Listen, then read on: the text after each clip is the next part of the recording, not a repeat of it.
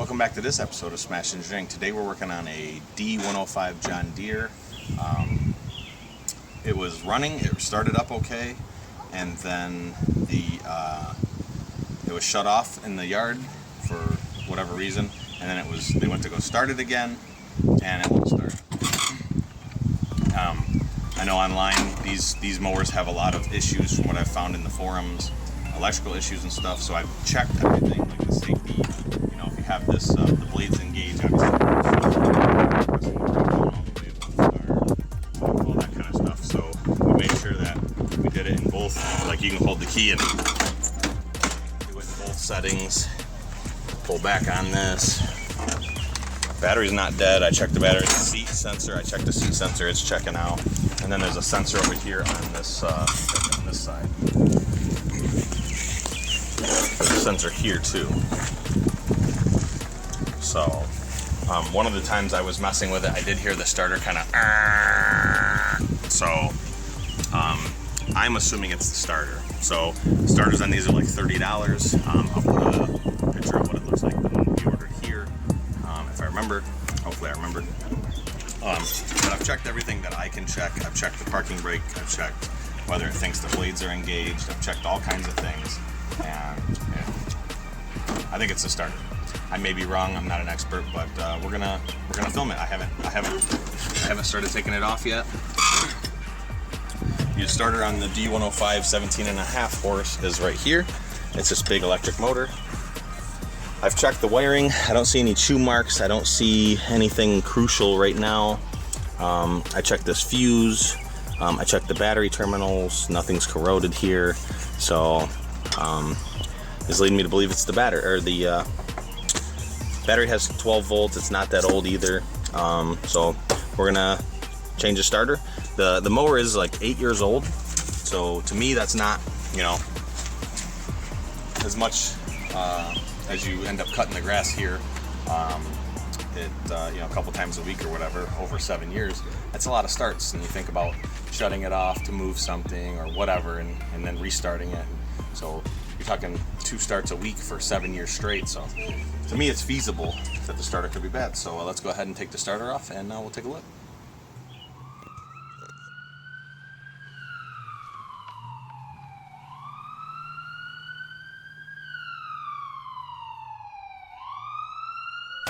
Smash Engineering.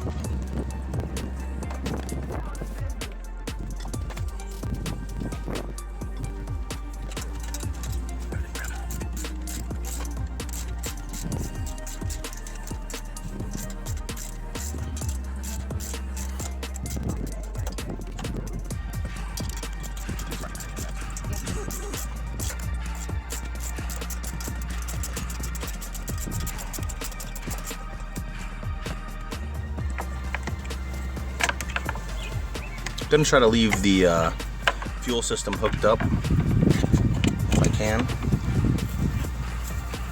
We're just lifting this side off just a little bit to get to the starter.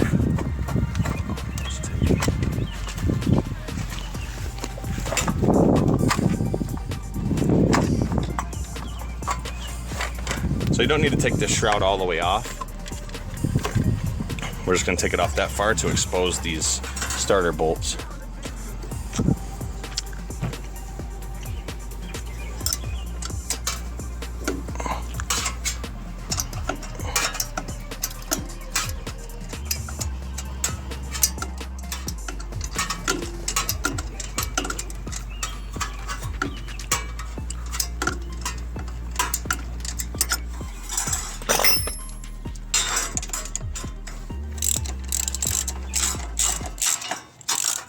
once you get those loose, you can do this. And sheet metal. You're a piece of junk.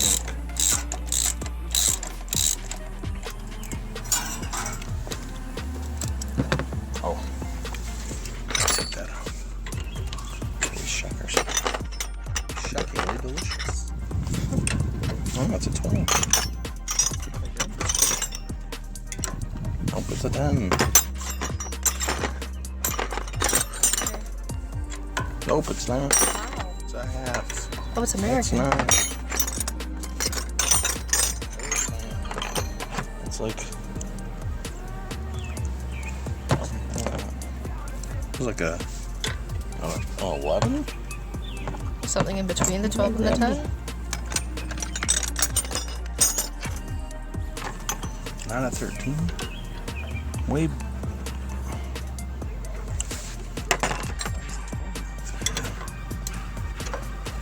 Wasn't the right size, but it will.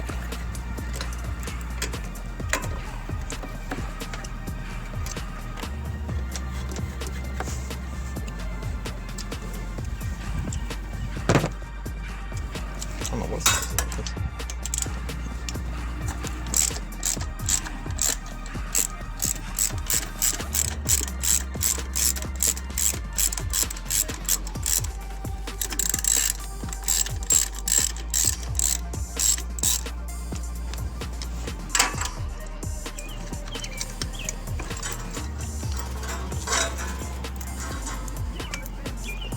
See if there's a ground attached there. We got to keep that attached, so we're gonna leave that bolt right there. All right. Well, this is the part number. It ends in BS because you know why. Anytime you got to work on something, it feels like BS. But this is the starter that we grabbed. I'm gonna just verify that it's the same. Who reads that stuff? We're gonna take a lookie at it.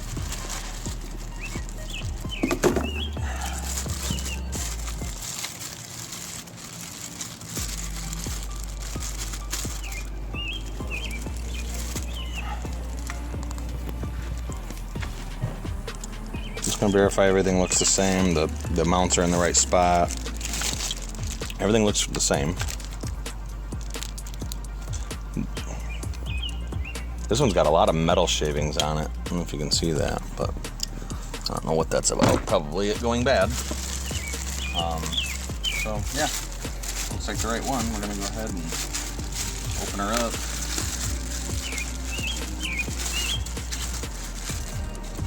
Make sure you do exactly what it says not to and snack on that.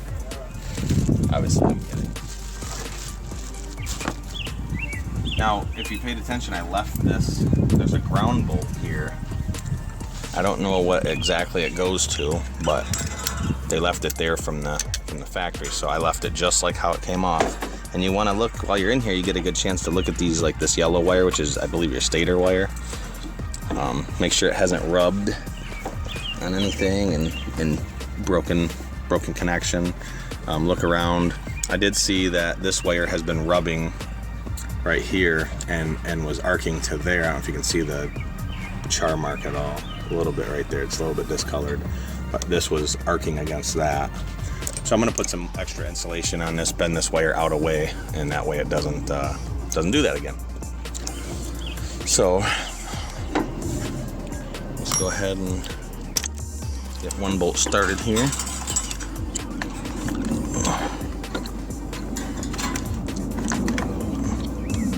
Now be careful because you are threading into aluminum. So make sure you're not cross-threading. As you can see, I'm doing it by hand at the moment. And then we'll get the other one started. This one's going to be a little more difficult. Probably going to have to do this one by hand, actually. It goes in at a little bit of an angle. If I do it the other way. Get in there a few threads by hand, and then you can, if you have the right bit, you can tighten this up without, I should say snug it up without putting any tension on it. You can get it ran in like that.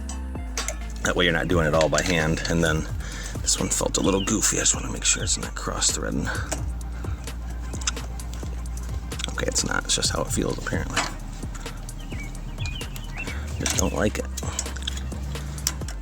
I like when things feel like they're cross-threading. Okay, yeah, it's not. I wouldn't have been able to get it in that far with those cross threads. And then check your mower, because this applies for many mowers. I think Briggs & Stratton uses it. I think this is actually a Briggs & Stratton engine. But right before you tighten it, you want to make sure that there's no real adjustments to it. And if there is, you want it to be as straight on with the flywheel as possible. So if I mounted it like this, it's a little bit crooked. And actually, it looks like they did a little bit crooked from the factory because the tops of the gears are a little bit chipped in some spots and worn down. So, not saying it's anyone's fault. It's just, if you don't make sure it's straight, which at the factory, they're just pumping these things out. So, how much attention do you pay at work, you know? Sometimes that Friday day comes and you're just trying to get out of there. So this was a 13. So we're just gonna get this snug down. We're not wrenching on these. They're just, you know, we'll pull up the torque specs later and torque it. Most people just good and tights it.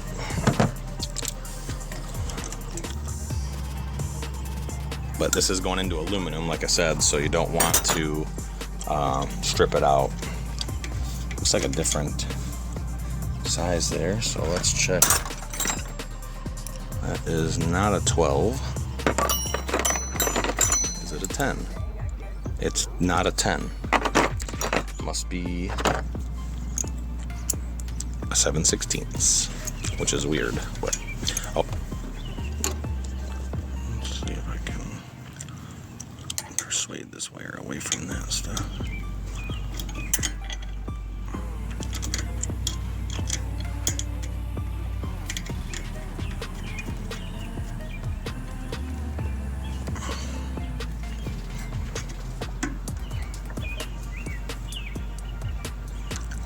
All right, so we got the new starter on. You can check your engagement too. Right here, you can see if it's gonna line up or not, and it looks good. You can actually move it and put it full engagement, and you can see right there how it's gonna look. It looks good to me.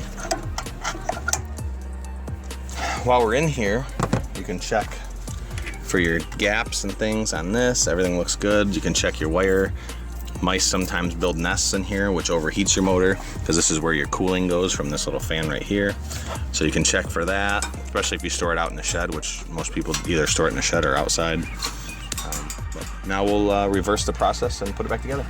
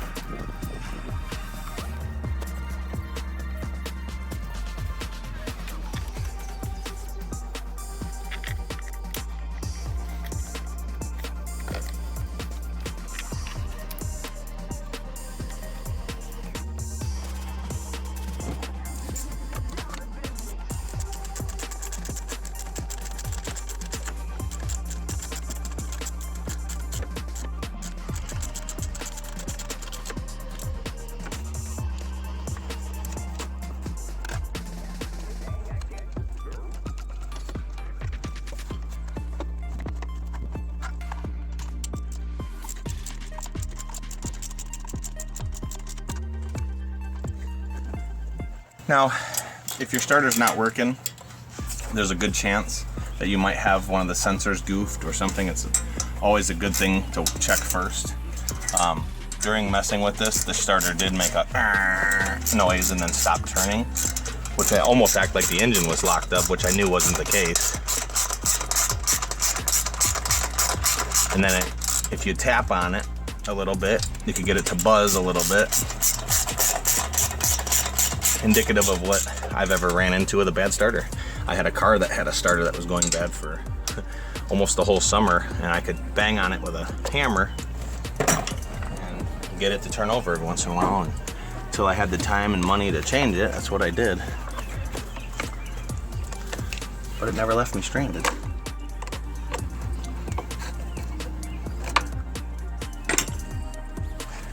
We did just change this filter not that long ago, but now's a good time to do it if you were gonna do it. And there's how you change your filter too, a little quick tip for you. Put those back in the lock position. Double check that you got everything back. We'll put this fuse holder back where it goes, which is right there. Conveniently right in front of the bolt that you have to take out to do this. Check all your connections, make sure you didn't knock anything off. Don't know why this is semi-melted, but I didn't do it.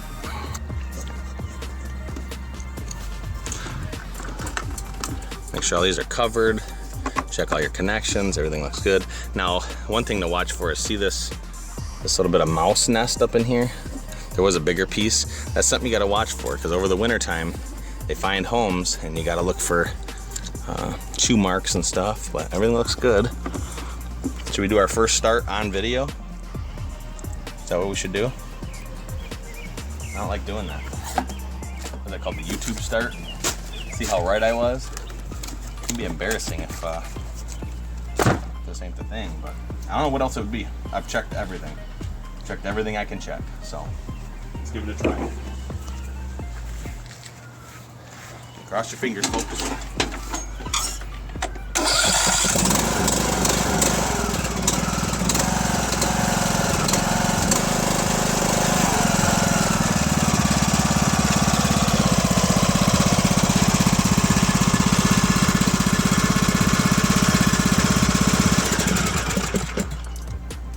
Well, you've seen it there. It was no cut in the clip. That was all right from the thing.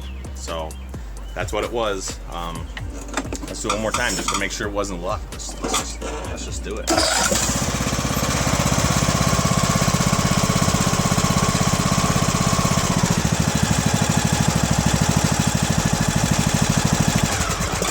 Runs like a John Briggs & Stratton, that's for sure.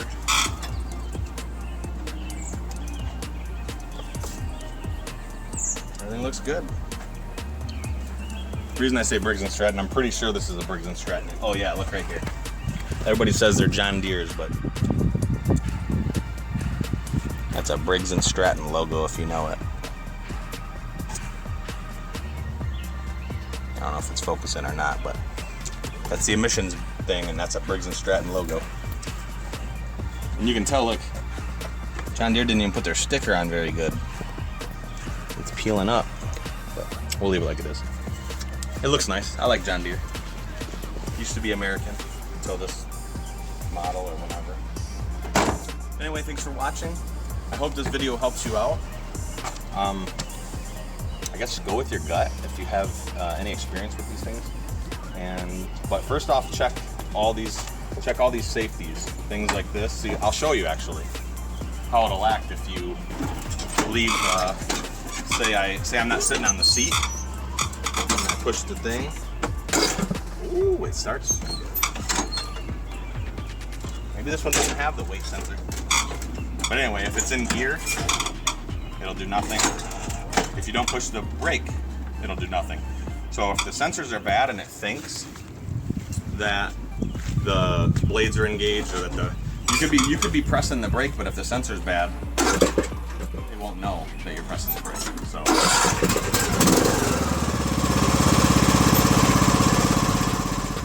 all right, well, thanks for watching. I hope that's a simple, quick video for you.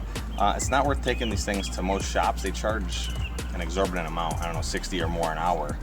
I don't know what they charge for that. Maybe hour and a half, 2 hours to change it. I don't know. They'll rope you into other things they think you need, like belts and everything else once they get you in the door. Believe me, I know, because I know people that work in the industry. So, but anyway, hope this video helps you. I hope you can then also help someone else in need.